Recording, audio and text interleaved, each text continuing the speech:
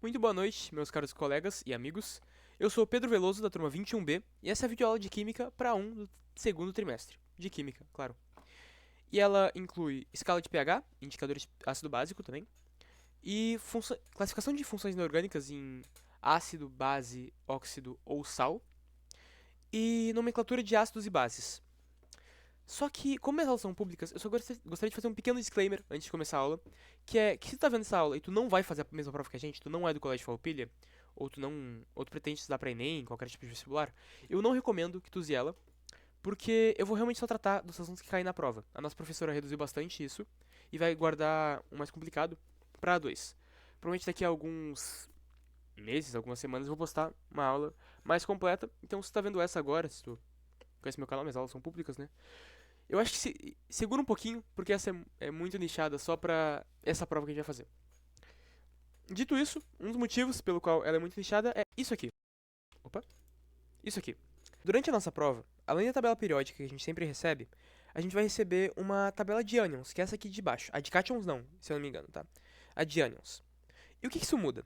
Para nomenclatura de ácidos e bases, isso aqui é a coisa mais útil do mundo. E seria muito fácil se tivesse no Enem ou na qualquer tipo de vestibular. E portanto a maioria não permite o uso dela. Como a nossa prova a gente vai usar, e essa videoaula é focada para alunos da primeira série do Colégio Farroupilha, que vão fazer a 1 de Química do segundo trimestre, então eu acho que para qualquer aluno que esteja com outra intenção vendo esse vídeo, não vai ser tão útil, a não ser que ele também esteja num contexto parecido, em que ele pode verificar a tabela. Sem mais delongas, vamos começar a aula. Só falando mais uma vez que a tabela de ânions vai estar disponível na nossa prova, mas a tabela de cátions não vai estar. Então tu tem que pegar aqui. Se tu não tem essa tabela, tira uma print agora para acompanhar a aula, se tu quiser. E pega a tua tabela periódica, porque é essencial que vocês tenham essas duas tabelas durante a aula, para que vocês entendam o que eu tô falando. Senão vai ser bem complicado, eu não tenho que vocês tenham decorado isso tudo, que é muito difícil. Vocês vão perder muito, ou então ter que pesquisar no Google toda hora. Então, tira uma printzinha agora, tira foto com o celular e deixa do teu ladinho, de alguma forma que possa acessar facilmente, com Alt Tab ou então uma foto no teu celular, para tu poder acompanhar a aula legal. Além disso, tabela periódica é essencial que você tenha em mãos, ou então aberta aí muito de forma muito acessível, para que a aula seja realmente acompanhável, beleza? Como eu estava dizendo, para a prova da Jenny, a gente vai precisar saber é, sobre 5 cátions, ok? De cor. Alguns cátions da natureza têm mais de uma versão, como por exemplo o cobre. Olha ali o cobre na tabela periódica, sigla Cu. Ele está na família 11, né? Se ele está na família 11, quantos elétrons de valência ele tem? A gente não sabe, não tem como a gente saber isso, porque não é que nem na famílias 1, 2, 13, 14, 15, 16, 17, 18. O bloco D, que é esse bloco do meio, azulzão, espero que esteja azul na tabela de vocês também, dos metais, ele tem um problema, ele tem falhas. Essas falhas não permitem que a gente tenha um número fixo de ionização, digamos assim, de cátion, para cada um deles. Pega, por exemplo, o cobre, aqui que está marcado, porque é um dos 5 metais que a gente tem que decorar, junto com ferro, níquel, estanho e chumbo. O cobre, ele se encontra na natureza em duas versões. Em uma que se estabiliza com um elétron, uma ligação, né? E outra que se estabiliza com duas ligações. Ou seja, uma delas precisa perder do ar, transferir um elétron para se estabilizar, e outra precisa transferir dois. A gente tem que saber disso, porque já vai ser bem útil em nomenclatura, ok? O ferro, eles e o níquel se estabilizam ou com dois ou com três elétrons, transferindo dois ou três. E o estanho e chumbo, ou com dois ou com quatro elétrons transferidos. Beleza, dito isso, a tabela de ânions vocês podem ter em mãos. Se vocês querem ter para a prova, dobrem, então ocultem da foto de vocês tiraram a tabela de cátions, porque só tem que decorar esses aqui que eu marquei. O resto tu consegue conferir pela tabela periódica, como por exemplo, alumínio. Olha ali, tu sabe que ele está na família 13, né, no grupo 13. Portanto, ele é fácil de identificar. Ele vai ter que doar, transferir 3 elétrons para se estabilizar. O lítio, sódio, potássio, rubídio, césio, frâncio, todos são, por exemplo, metais alcalinos, da primeira família. Sendo assim, eles vão se estabilizar transferindo um elétron só. Todos esses aqui, por exemplo, monovalentes, bivalentes, trivalentes, vocês conseguem conferir na tabela periódica. Então, mesmo se vocês não tiverem a tabela de cátions da prova, vocês decorando cobre, ferro, níquel, estanho e chumbo, vocês estão bem de boa para fazer a prova, ok? Para conseguir fazer nomenclatura de ácidos. E, acho que só de ácidos e bases, na verdade. As duas vão precisar que vocês decorem cobre, ferro, níquel, estanho e chumbo e saibam ler a tabela periódica. Eu não vou gastar muito tempo me aprofundando nisso, Mas é bem simples, tu só vê o grupo do metal, do elemento, perdão, do elemento que tu quer ver quantos elétrons tem na camada de valência, e com base nisso tu vai saber quantos elétrons ele tem. Isso aí é muito fácil de avisar, se você pesquisar na internet ou... Todo mundo deve saber disso, né? Se não souber, dá uma pesquisadinha, relembra e a gente estuda. Vamos lá. Começando por escala de acidez ou escala de pH. O que essa escala representa?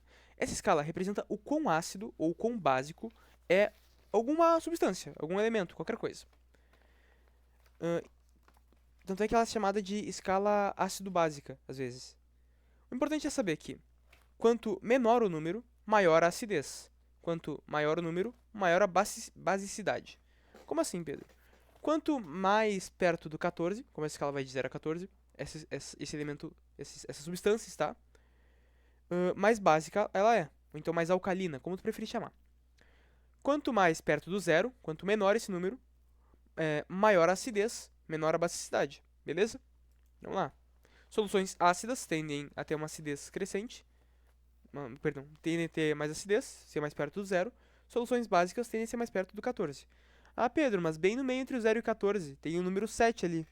Se uma substância, tipo a água, está exatamente no 7, como é que eu chamo ela? Muito simples. Substância neutra, ok? Soluções neutras. Como eu disse, a água, ela fica muito próxima do 7, talvez um pouco mais ácida, talvez um pouco mais básica, depende da fonte que tu pega. Então, tu vai chamar ela de substância neutra. Isso aqui não tem muito segredo. Mas é importante, como vocês estão vendo na tela agora, que vocês saibam algumas coisas muito básicas sobre de acidez ou basicidade. Tem algumas substâncias, como vocês estão vendo aí, né, no simulador do FET. Inclusive, se vocês quiserem treinar, brinquem nele. Vocês só tem que decorar, não exatamente o pH, mas decorar se elas são mais ácidas ou mais básicas. Por exemplo, é evidente que o estômago, o ácido clorídrico do estômago, que a gente já vai ver, ele seja mais ácido. Por quê? Porque ele tem que decompor as coisas. Ele se chama ácido clorídrico. Tem que ter pelo menos em mente que esse ácido é um pouquinho mais ácido do que básico. O pH dele vai ser menor para se aproximar mais do zero. E, portanto, ele vai pender para o lado dos ácidos, das soluções ácidas. Também vamos saber que produtos de limpeza no geral, como sabonete, soda cáustica para desentupir, por exemplo, são substâncias básicas. Mas isso vocês vão pegando com o tempo. E eu acho que vocês derem uma estudadinha, tipo, lerem as páginas... Vou conferir, peraí. Páginas 110 e página 97 tem textinhos de aplicações do cotidiano das bases e dos ácidos. É óbvio que as bases tendem a ser mais básicas e os ácidos tendem a ser mais ácidos. Mas isso não limita todas as substâncias ácidas aos ácidos, nem todas as substâncias básicas às bases. Mas a gente vai passar por isso, primeiro vamos ver escala de pH. Só um detalhe importante que eu acho que eu omiti, eu tô gravando isso depois de ter gravado a aula porque eu me liguei que eu esqueci de falar isso, mas é muito fácil tomar um errado ou um meio certo na prova à toa, se tu fala, por exemplo, tal substância tem pH baixo, portanto ela é ácida, tal substância tem pH alto, portanto ela é básica, e tomar um baita de um meio certo que vai te doer nos cornos. Por quê? Porque tu tem que falar alto em relação ao quê? Como é que tu pode fazer uma resposta completaça? Vamos pegar a água da chuva, por exemplo, que ela é misturada com gás carbônico, CO2, e por isso fica um pouquinho mais ácida. Eu posso falar, a água da chuva é ácida em relação à água pura, ou então porque o pH dela é menor do que 7.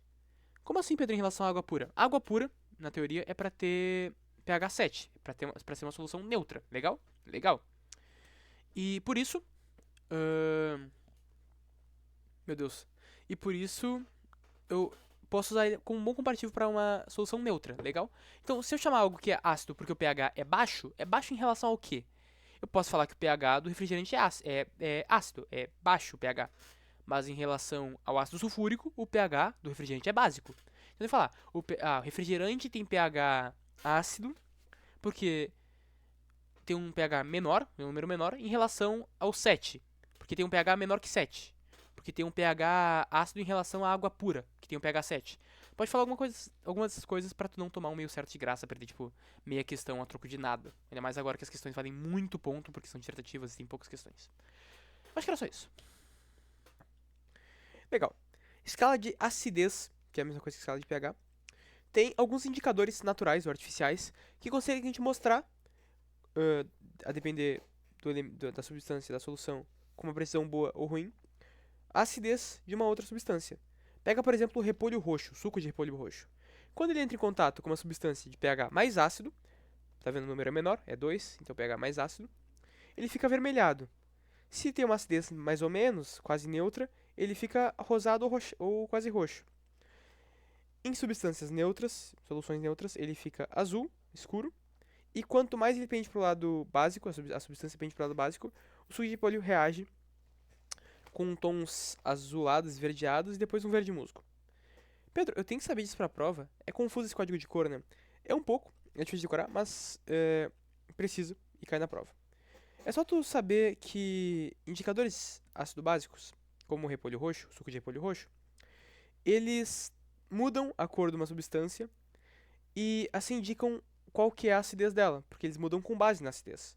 Se eu colocar soda cáustica, um pouquinho de soda cáustica no suco de repolho roxo, ele vai pender para o verde musgo, porque ele vai identificar que a substância é mais básica, ele vai indicar que a substância é mais básica.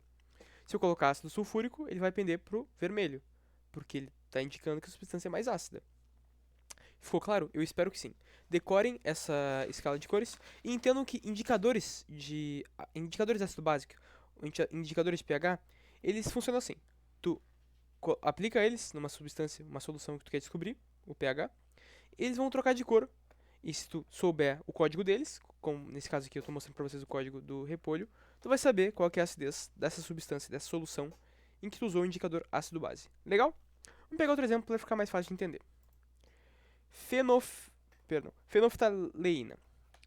Se uma substância for ácida ou neutra, ela não vai ter cor nenhuma. Aqui, ó, dos pHs 0 ao 7, ela não tem cor nenhuma, ela é incolor, tal qual água.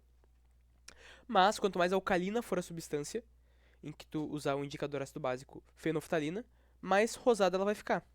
Portanto, se tu colocar em ácido sulfúrico ou em água, a fenolftaleína, é provável que nos dois casos ela fique transparente, incolor. Mas quando tu usar a fenolftaleína em uma substância muito alcalina, como soda cáustica, ela fique muito rosa. Uma substância mais ou menos alcalina, tipo leite de magnésia, ela vai ficar um pouquinho rosado. E com base na força desse rosa, no quão vibrante esse rosa é, as pessoas conseguem, os cientistas, as pessoas que querem descobrir o quão ácido uma substância é, conseguem, ácida ou básica, uma substância é, conseguem identificar o pH aproximado, e às vezes bem certeiro, se fizerem vários testes, de uma substância. Legal? Legal.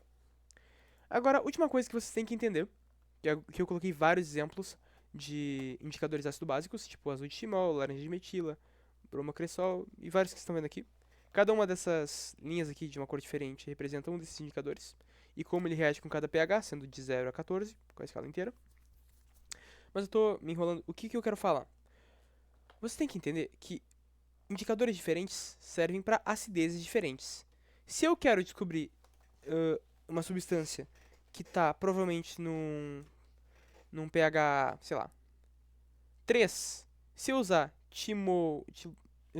fenolftalina ou timoftaleína, eu não vou saber. Eu não vou conseguir saber com precisão o pH da substância. Só vou saber que ele não é básico. Porque tanto a timoftaleína quanto a fenolftaleína são muito boas para pHs mais básicos. Olha aqui. O código de cores dela é aqui. Incolor de 0 até o 7. E a partir de 7 começa a ter um código de cor de verdade.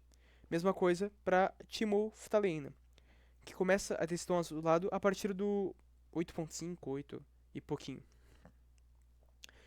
Então, como é que eu faço se eu quero descobrir uma substância que tem pH 3, por exemplo? Eu não vou usar fenolftaleína ou timoftaleína. Ou então, se eu usar elas e perceber que fica incolor, eu certamente não posso usar elas, porque aí eu só vou saber que o pH dessa substância está entre 0 e 7. Não vai me dizer nada muito preciso.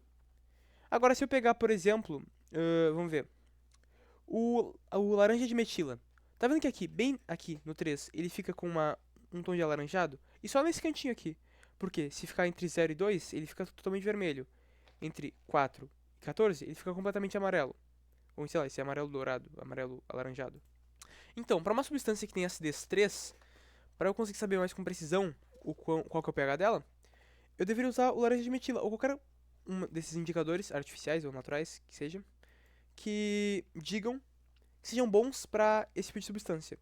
Eu não posso tentar medir o pH de uma substância que eu sei que é um pouco mais ácida com fenolftaleína ou timoftaleína, nem de uma substância que eu sei que é um pouco mais básica com laranja de metila, porque a laranja de metila é melhor para base, é melhor para ácidos, E as duas leínas ali, a fenolftaleína e a timoftalina, são melhores para bases. Então, o que você tem que entender é que indicadores diferentes são para acidez diferentes. Se a professora perguntar na prova qual que é o indicador melhor para uma substância mais ácida, entre repolho roxo e fenolftaleína, eu diria repolho roxo, porque é impossível distinguir se a substância é um pouco ácida, muito ácida ou neutra com a fenolftaleína. Espero que tenha ficado claro, não sei se foi muito redundante, mas saibam que você tem que decorar esses dois códigos de cores para a prova, o do repolho roxo e o da fenolftaleína. E se a prova te der uma questão mostrando uma tabela de cores, você tem que saber ler, entendeu? Se vocês receberem essa tabela e disserem que, no laranja de metila ficou amarelo, na fenolftaleína ficou um rosa fraco, um rosado fraco, e na timoftalina ficou incolor. Sabe que, ficou amarelo no laranja de metila, então vai ser entre 4 e 14. Legal, já não pode ser 1, 2, 0, 1, 2 e 3. Ficou um tom rosinha na fenolftaleína, então tem que ser entre, vamos dizer, 7,5 e um 10, porque não pode ser um rosa muito forte. Mas vou dizer, ficou incolor na timoftalina. Então vou saber que, vou pegar aqui, nessa tabela de cores, e vou ver. Onde fica incolor daqui? Entre o 8 e pouquinho e o 0. Então se eu sei que ficou amarelo aqui, então tem que ser maior que 4. Tem que ser entre 8 e 10, mas tem que ser menor que 8 e pouquinho. Provavelmente a acidez do elemento que está procurando é mais ou menos aqui no 8, porque ficou o quê? Amarelo no laranja de metila, rosadinho na fenolftaleína e incolor na timoftalina. Legal, descobri que é uma substância de pH 8 e, portanto, é uma substância básica. Legal? Lembra da escala aqui? 8 faz a solução básica. Espero ter sido claro, não sei se foi muito redundante, se não expliquei bem. Mas qualquer coisa é só estudar indicadores de ácido básico. Isso eu tô passando um pouquinho mais rápido, espero, não tá se enrolando demais. Porque é um assunto um pouquinho mais fácil. A parte talvez mais difícil seja ler esse tipo de tabela. Mas só vocês lerem aqui em cima, ó. Tem uma legenda e tem o indicador. O indicador com pH 0 fica com essa cor, pH 1 fica com essa cor, e assim por diante. Acho que não é tão complicado assim, então vou seguir em frente. Começando agora com as propriamente ditas funções inorgânicas. Tem alguns exemplos de moléculas aqui que vocês já vão entender, ou não importa muito. Mas vamos lá, o que são as funções inorgânicas? Elas são os ácidos, que começam com H, em geral as moléculas deles vão começar com hidrogênio, mais à esquerda, no começo, e vão ter um pH um pouco mais ácido, legal? As bases, que terminam com OH e tem um pH mais básico, nossa, quem diria que os ácidos têm pH ácido e as bases têm pH básico. Os óxidos, que são elementos que são moléculas que têm um elemento e mais oxigênio. Sempre tem que ser dois elementos, por exemplo, se pegar uma molécula que tem 3 elementos diferentes, sei lá, HCNO, que tem 4 elementos diferentes. Não vai valer, porque os óxidos têm que ter só 2 elementos diferentes e terminar com oxigênio.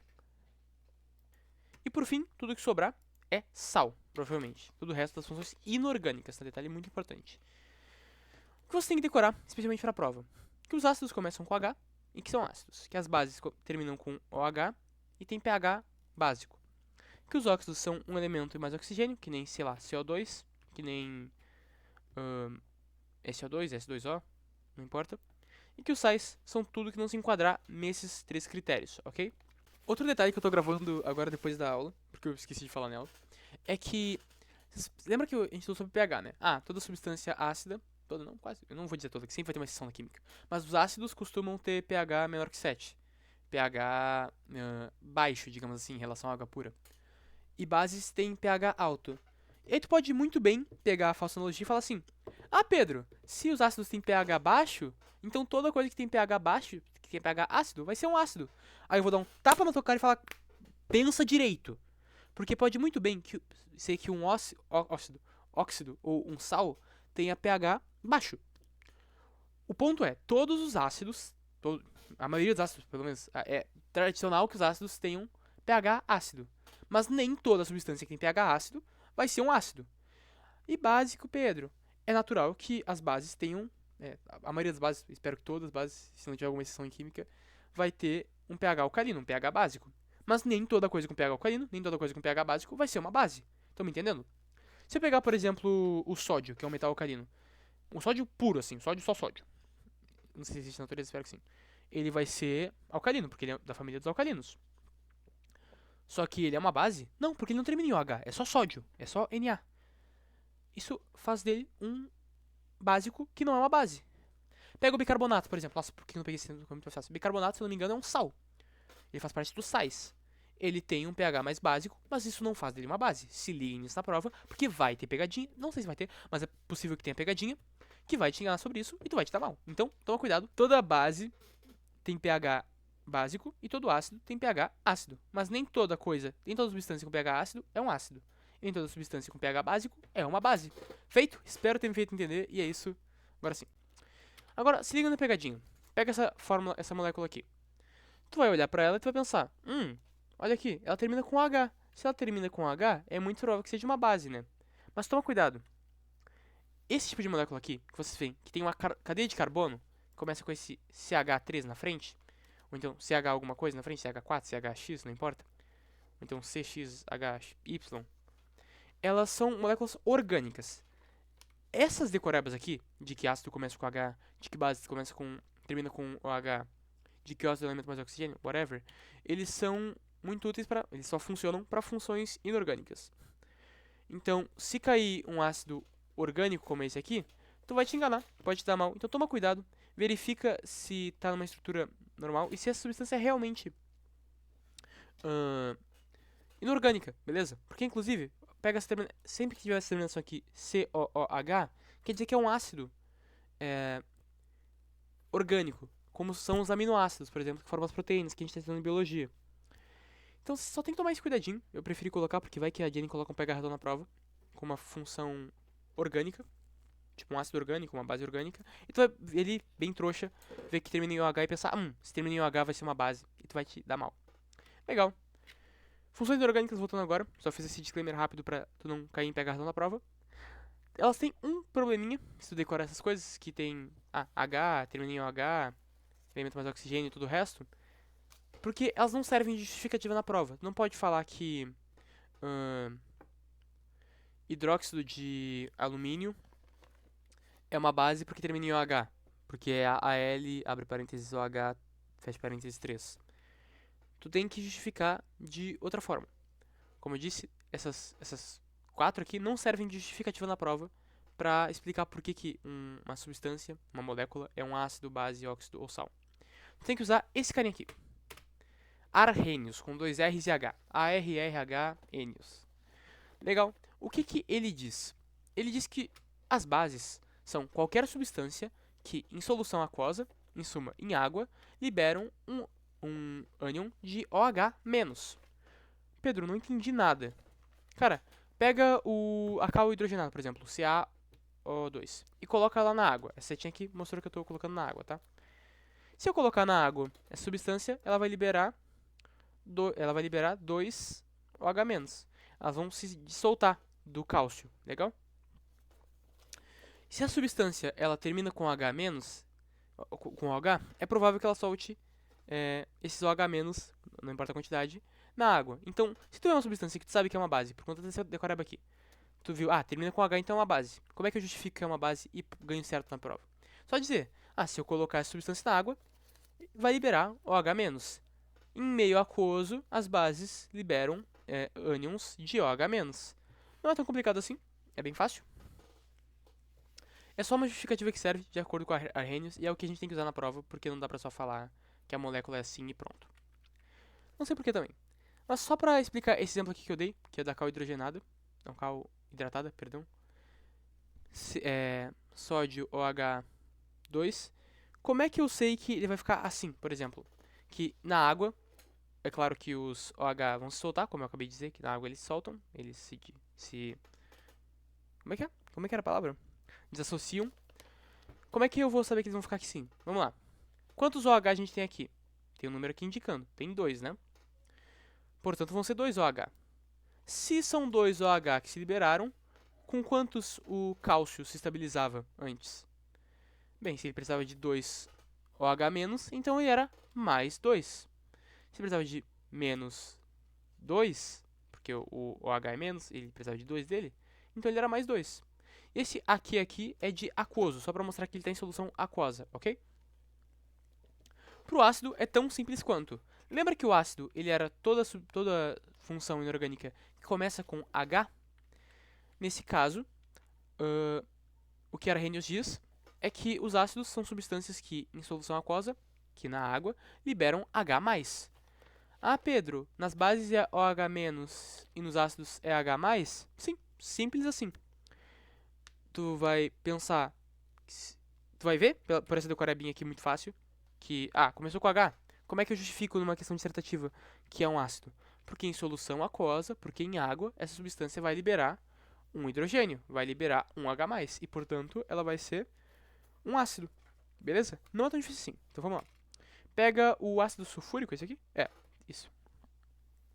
Pega o ácido sulfúrico de exemplo.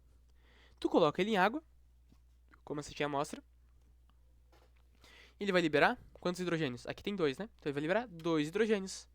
Ah, Pedro, liberou 2 hidrogênios, então vai ficar quanto aqui em cima do 2H+? Liberou 2+, então quanto que ele vai precisar? O SO4? Menos 2. Se ele precisava de 2 hidrogênios, que tem carga mais 1 para estabilizar, então ele tem carga menos 2, para ficar zerado, para ficar estável. Essa soma dos expoentes ali, tipo do mais com menos, tem que dar 0. Então 2 vezes mais, menos 2, tem que ficar 0. Vai dar 0, então estabilizou. Vocês têm que saber fazer isso aqui pra prova? Esse esqueminha? Acho que não.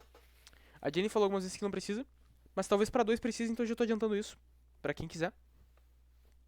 E realmente, gente, eu só tô mostrando isso porque é difícil de apresentar, mas não tem segredo. Base em água libera ânions de OH. Ácido em água libera cátions de H+. Legal? Tranquilo? Espero que sim. Vamos seguir. As bases. O que são as bases? Tem muitos exemplos do dia a dia, como por exemplo, o leite de magnésia, o hidróxido de alumínio, cal hidratada, que eu tinha falado, e soda cáustica. Inclusive, tracem a linha aqui do que é legal de comer e o que não é legal. Para a esquerda, o que dá para comer, para a direita, o que não dá para comer. Não testem em casa.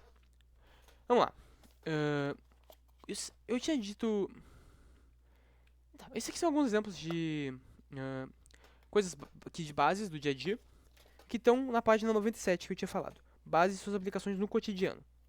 Legal. Tem, por exemplo, aqui o MgOH3, que é o leite de magnésia, que é uma base, que termina em OH3. Tem o hidróxido de alumínio, que é o AlOH3. Vocês podem ver que termina em OH, portanto ele é uma base, né? Pelos critérios ali, ele libera ânions de OH na água.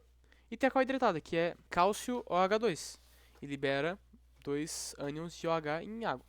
Para terminar, tem a soda cáustica, que é NaOH, que libera um ânion de OH em solução aquosa. Ponto é que vocês têm que saber, muito por cima, pelo menos de nome popular e fórmula de cada uma dessas, que estão na página 97, e vocês vão poder pelo menos ler ele e ter uma noção de o que é cada coisa, né? O que são... Qual é a fórmula dessas coisas comuns do dia a dia, e saber que essas coisas são básicas. Vamos lá. Características gerais das bases. Elas liberam ânions de OH na água, como eu disse, em solução aquosa. As bases liberam OH-, que é um ânion, né? Como tem menos em cima é um ânion. É um íon de ânion. Tem um pH mais básico, lógico, são bases. Não são muito boas de comer. Ah, Pedro, mas tu deu 2 exemplos aqui do leite de magnésio e do hidróxido de alumínio que a gente pode beber ou comer. Sim, mas a maioria das comidas que a gente come não é básica, tirando, sei lá, bicarbonato de sódio, leite de magnésio e alguns poucos outros exemplos. Todas as comidas que a gente come são ácidas, até porque nosso ácido do estômago é ácido, quem diria. E então é raro achar uma base que é de comer. Não provem, não é bom. E geralmente se encontra em produtos de limpeza, tipo sabão, limpeza pessoal, ou então limpeza pesada, tipo soda cáustica, para desentupir ralo. E o que mais? Ah tá, a nomenclatura delas costuma ser muito simples, é só hidróxido de X, de alguma coisa, beleza? Vamos pegar aqui o exemplinho com incógnitas, com... esqueci o nome disso. Incógnitas, vai. Se eu receber uma fórmula que tu sabe que é uma base porque termina em OH, e ela tem um elemento aqui, tipo uma abreviação de elemento, que aqui eu coloquei só X para ser qualquer um no início, e vai ser muito simples. Lembra que era hidróxido de alguma coisa? Vai ser hidróxido de X. Só que o X é escrito por licença, não vai ser só, não vai colocar, tipo, sei lá, ClOH. Aí tu coloca, Cl foi um péssimo exemplo. LiOH, lítio OH. Não vai colocar assim hidróxido de Li. colocar hidróxido de lítio, o nome completo do elemento, pelo amor de Deus. Não coloca o símbolo dele, a abreviação. Agora, o contrário, se o problema te der uma nomenclatura de uma base e tiver que transformar em fórmula, é muito simples. Tu coloca OH e o Y na frente, a sigla do Y na frente, né? O símbolo do Y, do elemento Y, e depois o OH. Beleza, vamos ver na prática. Pega, por exemplo, o magnésio aqui. Ele termina em OH2, portanto, ele é uma base, né? O elemento dele é o magnésio, o símbolo dele ali é o magnésio. Portanto, vai ficar o quê? Hidróxido de magnésio. Não tem segredo.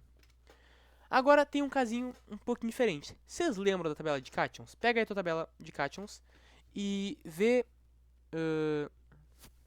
o estanho, por favor. Vocês estão vendo que ali o estanho está se estabilizando com 4OH?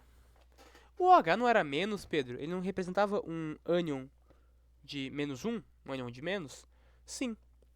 E o estanho está precisando de... Eu vou até marcar aqui.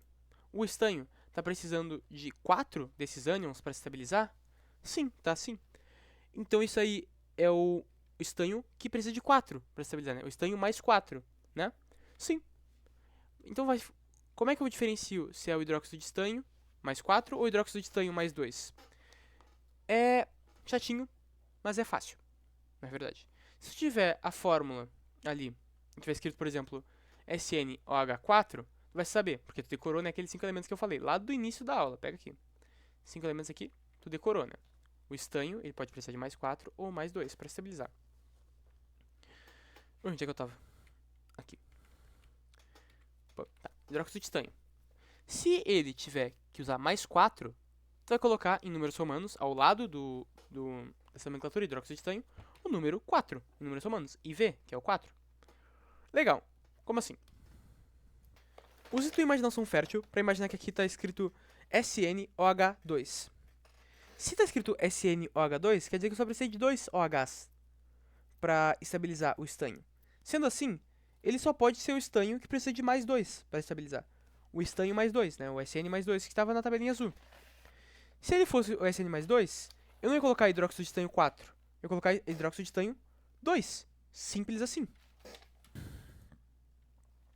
Então, para elementos que têm mais de uma versão na natureza, que são alguns dos casos dos cátions, dos que a gente tem que decorar o cobre, ferro, níquel, estanho e chumbo, sempre tem que colocar número romano, ou com uma nomenclatura que eu já vou ensinar, para diferenciar se é a versão que estabiliza, por exemplo, no estanho, com 2 ou com 4.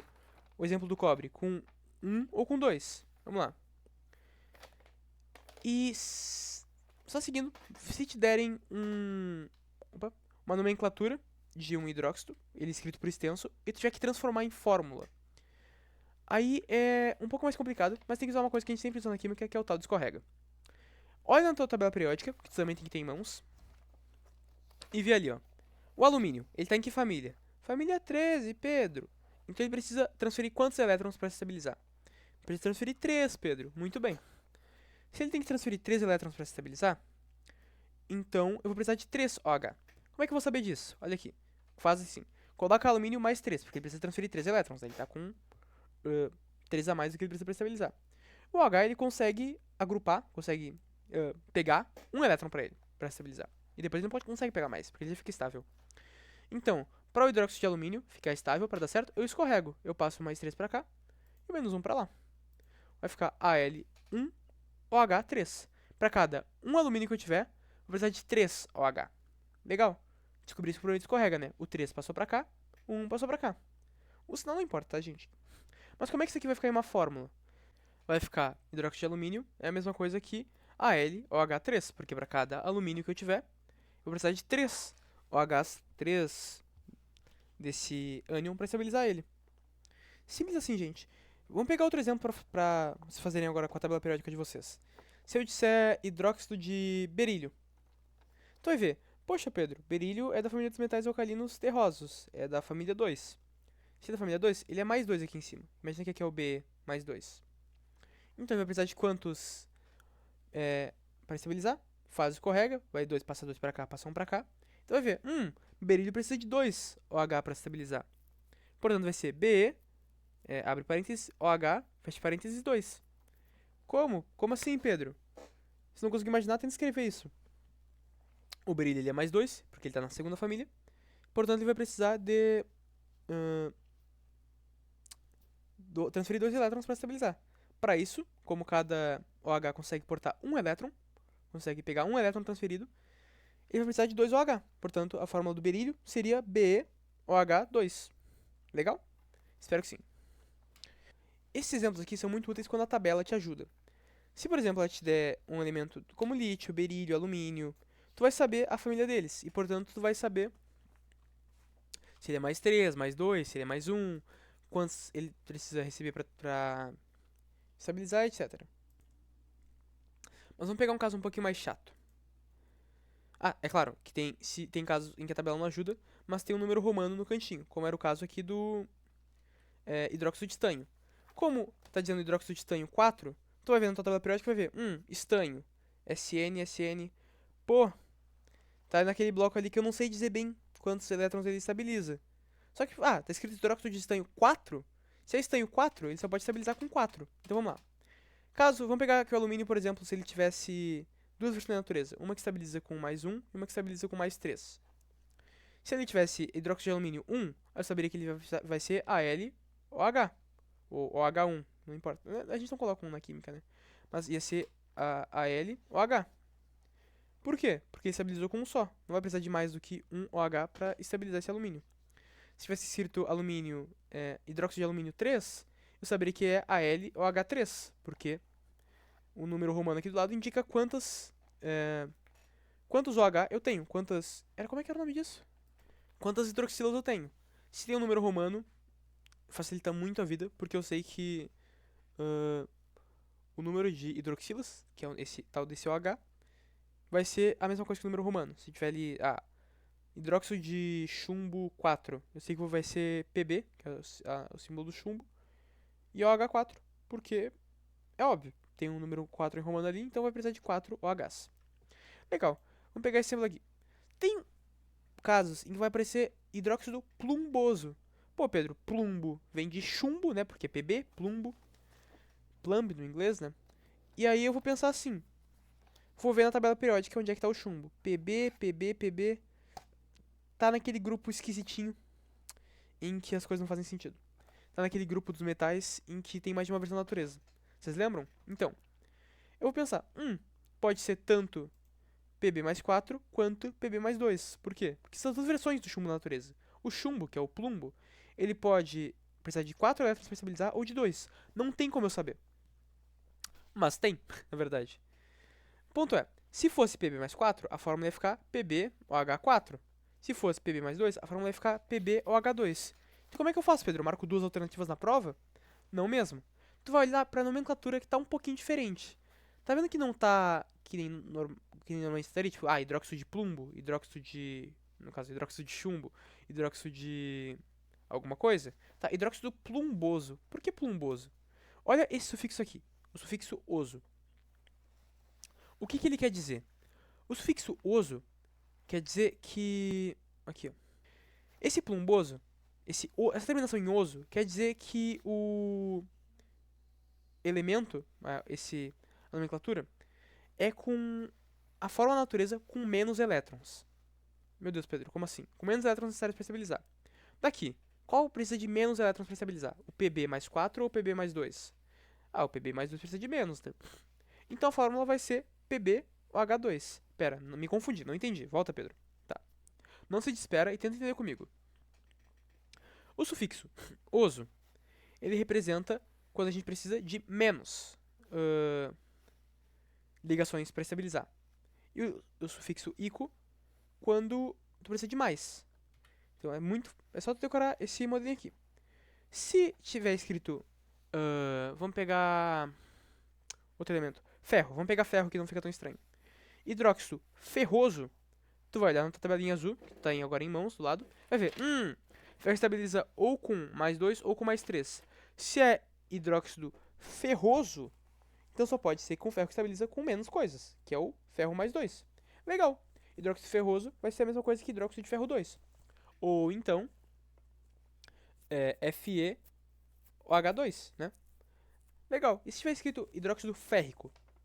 Pô, Se o ícaro é para cima, é para maior número de ligações necessárias para estabilizar, é o mais 3, então só pode ser hidróxido de ferro 3, ou então FeOH3. Estão me acompanhando? Eu espero que vocês vejam a tabela azul, vejam aqueles 5 que estavam marcados na tabela azul que eu coloquei no início do vídeo. Marquem na sua tabela, ou então, sei lá, vejam na print os 5 que estão marcados ali na tabela de cátions e decorem eles, beleza? Cobre, ferro, níquel, estanho e chumbo.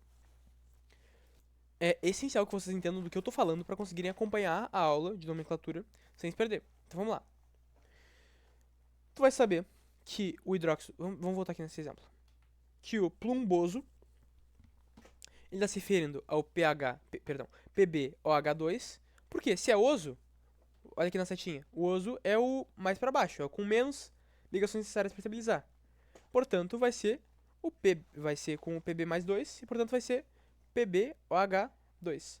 Ah, e se fosse plúmbico Pedro? Então seria PbOH4, a fórmula. Por quê? Porque seria com Pb mais 4.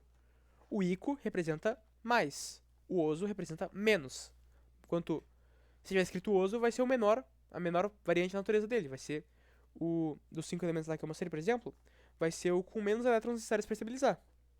Se for ico, vai ser com mais elétrons.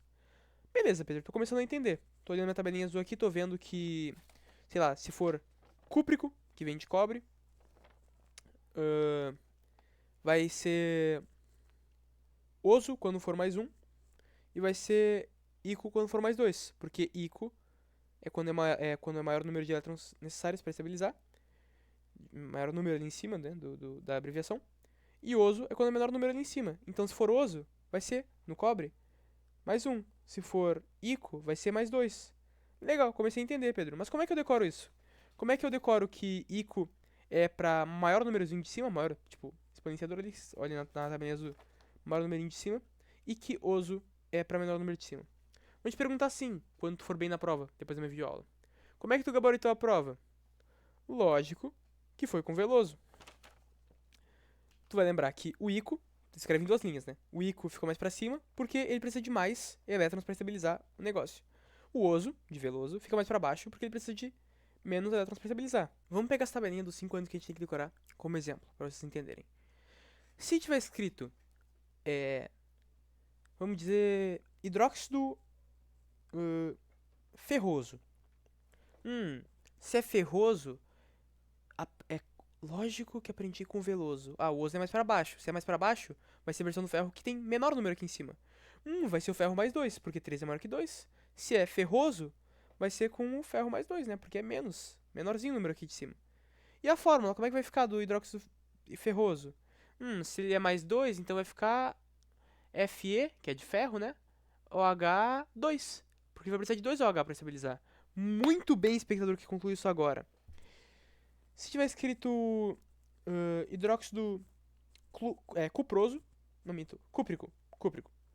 Ah, eu sei que cu vem de cobre, então é cúprico. Vamos pensar. Se termina em ico, vamos lá, lógico que foi com Veloso. Ah, o ico fica mais pra cima, né? Portanto, vai ser o que mais tem, númerozinhos aqui em cima. É o mais 2. Legal, muito bem. Decifrou que o hidróxido cúprico é com cobre mais 2. Como é que vai ser a fórmula dele, a fórmula molecular? Se ele é com mais 2, o cobre vai precisar de 2 OH para estabilizar, vai ficar Cu, que é a sigla do cobre, OH2, porque vai precisar de 2 OH para estabilizar. Perfeito. E se for cuproso? Se for cuproso é muito fácil, professor. Porque vai ficar cuproso, vamos lá, frase do Veloso, lógico que foi com Veloso. O oso é mais para baixo, portanto vai ser o número menor, né? Se é com oso no final, a nomenclatura. Legal. Se é com número menor, vai ser com cobre mais 1. Se é com cobre mais 1, vai precisar de quantos OH para estabilizar? Só de uma hidroxila. Fácil assim, Pedro, fácil assim. Isso vale para muita coisa. Pro chumbo, que eu usei de exemplo, por exemplo, vamos lá.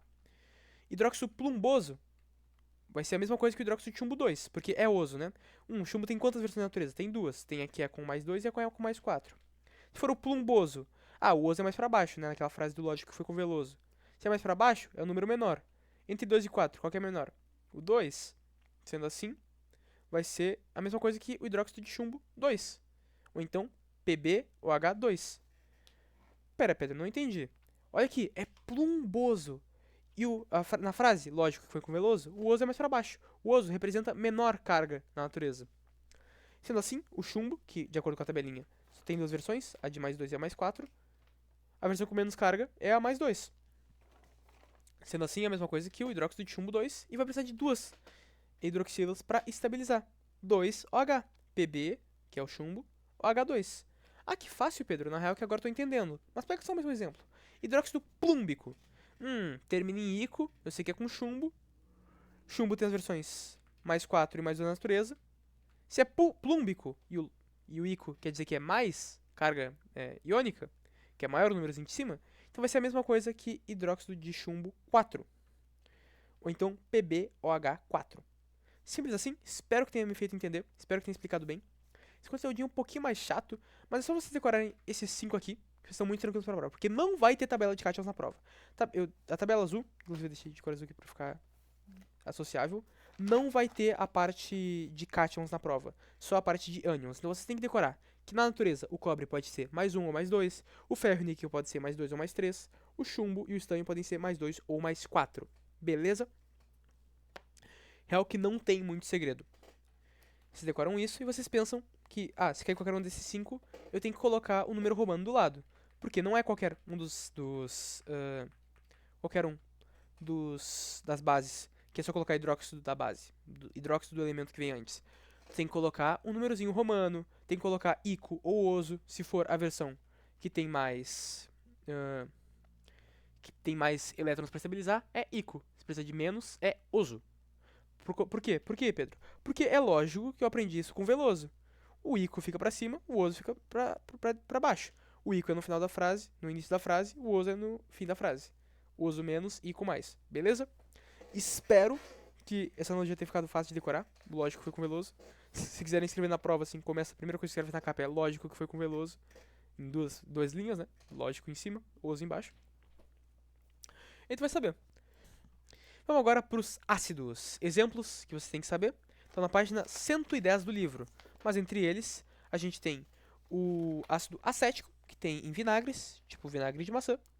Temos ácido cítrico, que se não me engano é orgânico. Não, é logicamente orgânico. Que tem em comidas cítricas.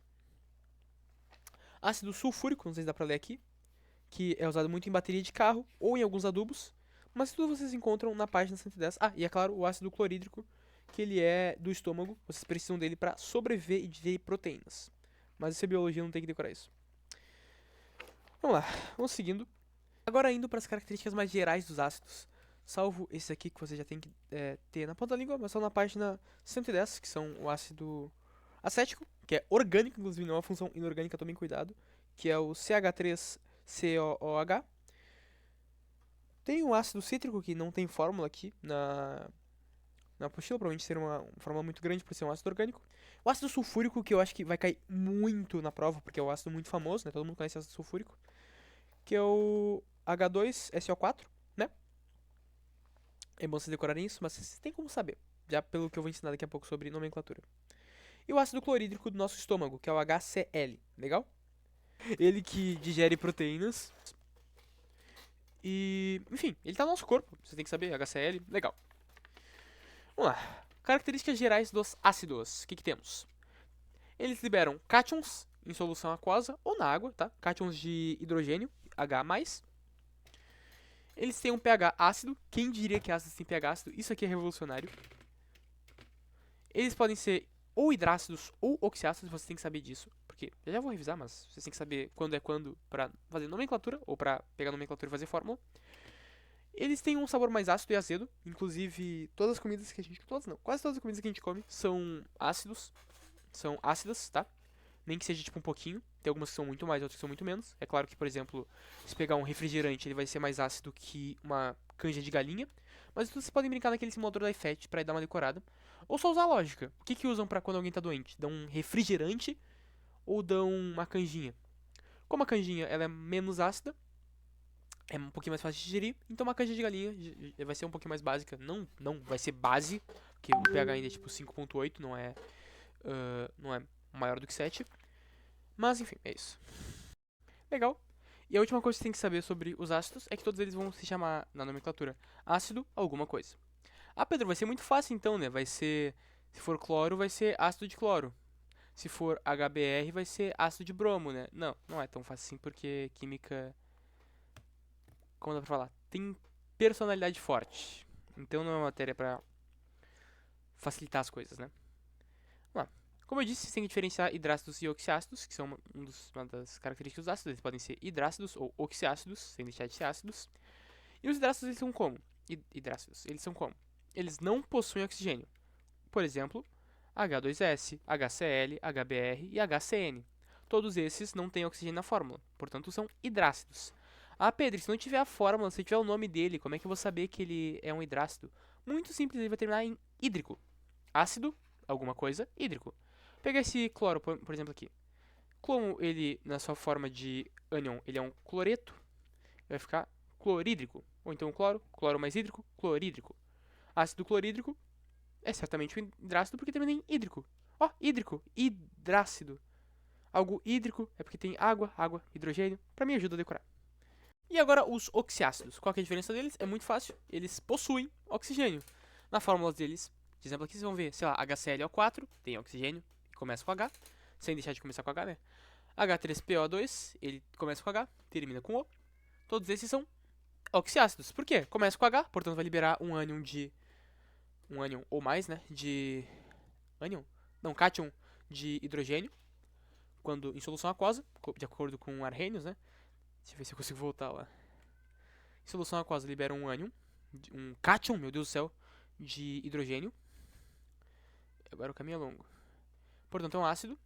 E não deixa de ser um oxiácido porque tem oxigênio. Se não tivesse oxigênio, seria um hidrácido. Importante vocês lembrarem que a estrutura tem que se manter do H no início. E o que difere se é um hidrácido ou um oxiácido, sem deixar de ser ácido em qualquer um dos casos, se tivesse H no início, é o fato de ser com ou sem oxigênio. Os exemplos dos hidrácidos, como vocês podem ver, são sempre sem oxigênio, são com AS, Cl, Br, Cn. E os oxiácidos sempre são ClO4, PO2, sempre tem que ter oxigênio no finalzinho, entendeu? E, claro, o hidrogênio no início. Legal. Agora, a nomenclatura dos oxiácidos. Essa é a parte mais pegada da matéria, disparado. Tudo que eu ensinei até agora não é fácil. E essa matéria também não é um bicho de sete cabeças. Mas certamente é a mais difícil de tudo que eu ensinei até agora. Como é que ela pode ser? Pode ser ácido tananã, ico. Pode ser ácido tananã, ico. Pode ser ácido tananã, oso. Ou pode ser ácido hipotananã, oso. Ô Pedro, isso aí tem a ver com aquela frase que falou que lógico foi com Veloso das bases. Que se for com oso é porque a carga é maior, é menor, se for ico é porque a carga é maior? Não, é só pra confundir mesmo. Mas não confundam, gente. Se termina com ico e tem hidróxido na frente, então é uma base. Mesma coisa pra oso. Mas se tiver ácido na frente, lógico que não vai ser uma base. Se não é uma base, aquela regra do lógico foi com Veloso, aquela regra do ico pra mais ionização, pra maior número de elétrons necessários e oso pra menor número de elétrons necessários, não vale. Essa regrinha aqui é das bases, beleza? Aqui, ó, sufixos de bases. Para os ácidos, é outra regra que eu vou explicar agora. Vamos começar pelo mais fácil, para ninguém se assustar. Nomenclatura de hidrácidos. Tu vai pegar o eto, na tabela azul, qualquer elemento que termine com eto, e que tu identifique que é um hidrácido, e vai transformar em hídrico. Muito fácil mesmo. Pega aqui o HCl. Tu vai ver aqui na HCl. Identificou que é um hidrácido, né? Porque não tem oxigênio e porque começa com H.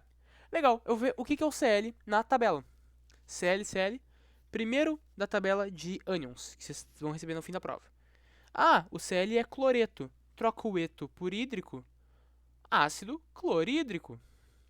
HCN, vou ver como é que é o CN na tabela nos ânions. CN é cianeto. Troca o eto por hídrico, vai ficar ácido cianídrico.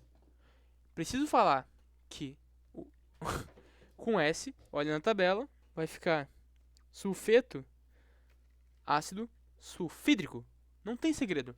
Pega o eto, tira o eto, bota hídrico e corre para o abraço, porque tu ganhou. É muito fácil hidrácidos. Tu vai olhar qual é o elemento que está do lado do hidrogênio. Eu vou escrever ácido, ou então AC, que é a abreviação, AC ponto. Com acento, pelo amor de Deus. E elemento, troca o eto por hídrico. Muito fácil. Espero que sim, né? Ah, Pedro, e se for o contrário, como é que eu vou saber? Tá, termina em hídrico. Certamente vai ser um hidrácido porque é ácido, tananã, hídrico. Legal, é um hidrácido, né? Identifiquei isso, comecei bem. Se eto se transforma em hídrico, hídrico se transforma em eto. Óbvio. Então pega aqui. Bromídrico. Bromídrico vem de bromo. Olha aqui pro bromo. Pro brometo, né? Então vai ficar só BR. HBr. Porque a carga do BR, olha ali, do brometo, né? Vocês sabem que tem que ser brometo porque é hídrico. Se eto vira hídrico, nessa fórmula aqui, o contrário também vale. Hídrico vira eto. Deu pra entender? Então, beleza. É bromídrico, né? Eu olho lá e procuro o brometo. Brometo, legal. O brometo, qual que é a carga dele ali? É menos, então você vai precisar de um H mais para estabilizar. Porque você tem que lembrar que no escorrega, a carga para estabilizar tem que ser sempre zero, né? Tem que sempre somar zero. Eu sei que o H, vamos voltar bastante de novo. Ah, não, pode ser aqui, pode ser aqui, pode ser aqui. O H, ele é sempre mais, H mais, né? Na água. Ele sempre é um cátion, né? E eu com isso, Pedro, grosso. E tu com isso? Porque tem que se ligar. Legal, se ele é bromídrico, ele era brometo, né? Olha, do brometo, o brometo tem menos ali em cima. Se ele é menos um. Ele vai precisar de quantos hidrogênios para estabilizar? Quantos hidrogênios para estabilizar? Só um. Lógico. Então vai ficar HBr. Por quê, Pedro? Olha de novo ali, ó. Bromídrico. Então era brometo, porque hídrico vira eto, né? Portanto, vai ser o brometo. Procura o brometo na tua tabela de ânions, que tu vai ter na prova. Brometo é menos um. Se é menos um, quantos hidrogênios que é mais um precisa para ficar zero? Só um. Feito. Ácido iodídrico. Vou procurar o iodeto. Iodeto, iodeto, iodeto, iodeto. Achei. Achei o iodeto. Iodeto é menos um. Então vou precisar de quantos hidrogênios mesmo? Pera, é menos um. Vou precisar de só um hidrogênio, né? Feito. Um hidrogênio é o que tu precisa para estabilizar. Então vai ficar HI. Legal. Por fim, ácido selenídrico. Poxa, Pedro, tô vendo minha tabela inteira aqui de ânions e a Jane não colocou na prova, cara. Vai ter que anular essa questão. Vai ter que fazer evolução no colégio de farroupilha. Cara, pior é que não. Olha pro selênio na tabela periódica agora. Dá uma olhadinha legal. Selênio tá no grupo 16. Se tá no grupo 16, ele não é menos 2? Ele não tem 6 elétrons de valência, portanto ele precisa de mais 2 elétrons para estabilizar? Menos 2, ele precisa receber mais 2 elétrons? Ou compartilhar mais 2 elétrons? Sim. Se é selênio, olha aí, grupo 16. Para chegar no 8, ele precisa de mais 2 elétrons, ou seja, ele é menos 2, né? Porque menos representa o número de elétrons, se ele é menos 2, ele precisa de mais 2 elétrons para estabilizar. Legal. Se ele é menos 2, eu sei que vai ser selênio. E eu vou precisar de quantos hidrogênios para estabilizar? Vamos pensar. Cada hidrogênio é mais 1. Eu preciso de menos 2, tem que dar 0. Então tem que ser 2 hidrogênios. Portanto, vai ficar H2SE. SE de selênio, que vocês podem ver na tabela periódica. Não é na tabela de ânions, porque esses ânions que dá pra ler na tabela periódica, é claro que a gente não vai nos dar de... Não, credo, eu caguei de horrores. Não vai nos dar de graça. Então, é só tu fazer esse rolê aí, tu vai perceber. Pô, grupo 16, precisa de mais 2 pra estabilizar. Cada hidrogênio consegue providenciar 1. Vou precisar de 2 hidrogênios. Por isso, H2, se ligaram? Legal. Agora, o demônio da nomenclatura de oxiácidos, que não é nenhum bicho de 7 cabeças, mas parece.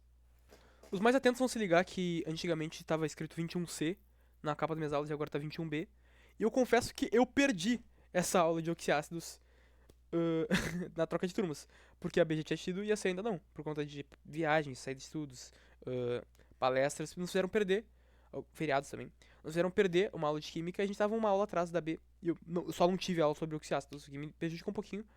Mas pra vocês verem que é possível estudar.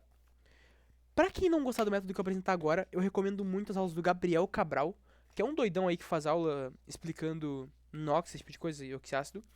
E você pega uma aula dele e uma aula ensinando a calcular NOx e facilita bastante oxiácido. Mas pra quem não quer, pra quem vai usar a tabela na prova, pra quem gosta de usar a tabelinha de ânions da Jenny, a tabelinha azul, né? Tá aqui a regra. Ito vai virar oso. Ato vai virar ico. Vamos lá. Pega algum elemento ali qualquer que tenha oxigênio. Que seja o sulfito. Vai ficar ácido. Sulfoso. Pega o sulfato. Vai ficar ácido sulfúrico. Opa, minto, perdão. Ácido sulfuroso, né? Claro, porque tem sulfuro. Vai ficar ácido sulfuroso, porque troca o ito por oso. Pega o sulfato, vai ficar ácido sulfúrico, porque troca o ato por ico. Legal? Vamos pegar outro exemplo aqui. Vamos pegar o... Ok, vamos pegar o BrO2 e o BrO3. Se é bromito, vai virar bromoso. Se é bromato, que é BrO3, vai virar bromico. Ou brômico, né?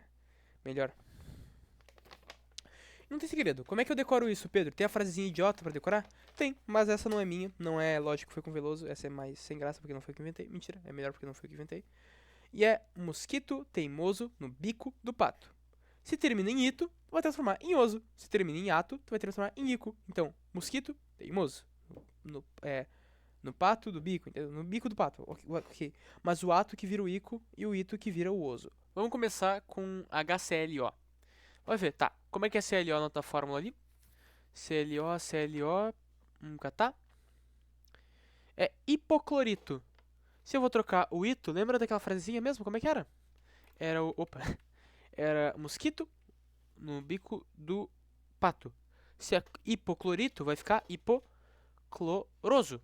Porque ito vira oso. Então vai ficar ácido hipocloroso. Legal.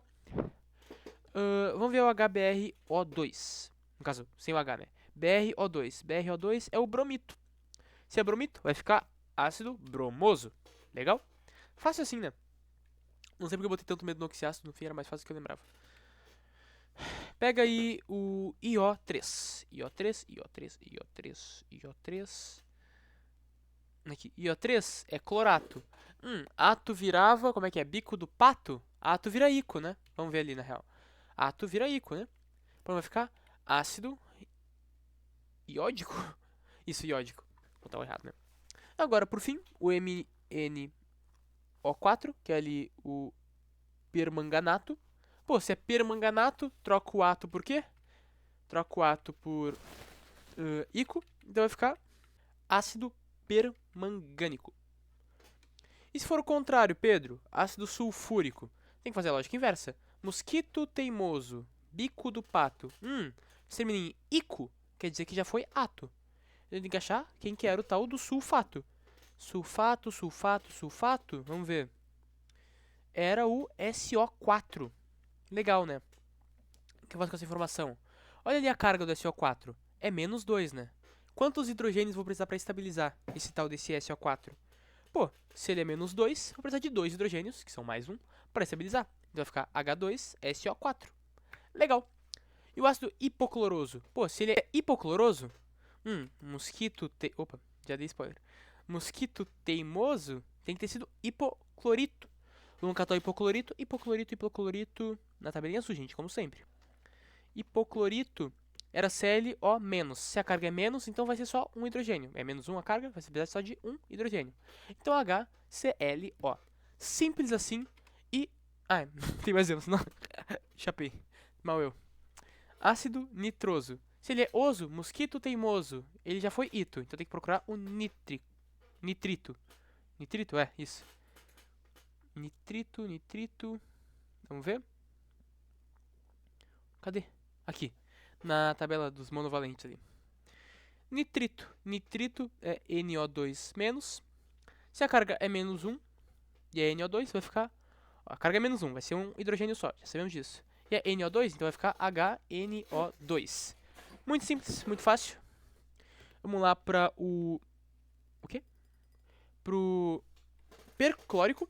Se ele é clórico, ele já foi ato, né? Porque bico do pato, se ele tem ico no final, ele já foi ato. Tem que catar o perclorato. Perclorato é o ClO4 na tabela. E a carga também segue sendo menos 1. Então, vamos lá. Se é menos 1, quantos hidrogênios eu vou ter? Só um, Pedro. Muito bem, porque o hidrogênio é como? Ele é mais 1, Pedro. E mais 1 com menos 1 dá quanto? Dá 0, Pedro. Muito bem, aluno. Estrelinha pra aquela pessoa ali que falou isso. Não sei quem foi. Vai ficar... Então, onde é que a gente tava? Tá. Se é ico, já foi ato, né? Porque bico do pato. Ato vira ico. Então, vai ser o perclorato, que é o ClO4. Na verdade, um hidrogênio só, como a gente já falou, como o aluno respondeu ali, né? Então vai ser HClO4. E com isso, nerdzinho do fim da aula, alívio do estudante, chegamos ao final dessa aula de química e eu espero que vocês tenham entendido essa matéria, que, vou ser bem honesto, tá bem chatinha e é só decoreba. Eu tentei trazer o máximo possível de coisas nessa aula, no sentido de até as coisas que são, tipo, conhecimento geral, curiosidade de a fórmula da cal, meu Deus, esqueci, hidratada. A fórmula da cal hidratada, os exemplos de ácidos, mas isso vocês realmente só vão saber exercitando com a apostila, exercitando com exercícios do Google. Acho que ninguém faz isso, mas é muito bom pra estudar pra prova, só precisar, tipo, exercícios tal matéria Google. E vocês vão ter, tipo, uns muito bons da toda a matéria, uns muito bons de formulário, do Brain, sei lá, Brain. E, cara, é muito bom isso assim. Ponto é, não se limite a minha aula. Eu não sou a fonte mais confiável do mundo, não sou um professor de química. Só que, se tu ver ela, eu acho que já vai ter uma noção muito boa do que tu precisa pra prova. Muita gente pediu, então eu acho que a matéria de química tá realmente meio difícil. Espero ter resumido ela bem, espero ter feito ela ficar acessível pra vocês. A Jenny mesmo postou videoaulas, provavelmente muito mais curtas que as minhas, talvez menos completas, mas mais resumidas, mais práticas de ver, se tu já, tipo, de esperado 5 minutos antes da prova. Então, sei lá, acho que era isso, não tem muito segredo, vocês já sabem o que eu quero. Eu quero, por favor, que vocês, se tiverem dúvidas, tirem comigo. Se eu puder ajudar, eu vou. Se vocês virem alguma coisa errada na aula, pelo amor de Deus, me corrijam, eu odiaria propagar desinformação. De resto, alguma sugestão, alguma crítica à aula. Não ficou legal esse modelinho aqui, Pedro. Não entendi bem tal coisa. Eu explico de novo. E, no geral, isso. Espero que todos tenham uma boa aula, uma boa prova, um bom desempenho. Também é bom divulgar agora que eu divulguei no meu canal de WhatsApp, mas nem sei se todo mundo tem acesso a ele. Que eu também tô fazendo aulas particulares agora, se vocês me chamarem no pré-prova, ou em qualquer momento, na verdade. Especialmente para as 3 ciências, eu consigo ajudar vocês. Eu faço aulas particulares por um preço muito mais barato do que seria um professor particular de verdade. Se não, também, só de seguir o canal, você vai ficar mais atualizado das videoaulas e eu fico satisfeito vendo os números subindo, tipo, likes, visualizações, saber que tô ajudando mais gente. Se a aula te foi útil, pense em deixar um comentário, sei lá, avisar, nossa, obrigado, Pedro, foi útil essa aula. Me incentiva a seguir fazendo. E não tem muito segredo, não vou enrolar mais. Muito boa sorte nas provas. Sorte não. Muito bom resultado nas provas, porque sorte é pra quem não estuda. E é isso.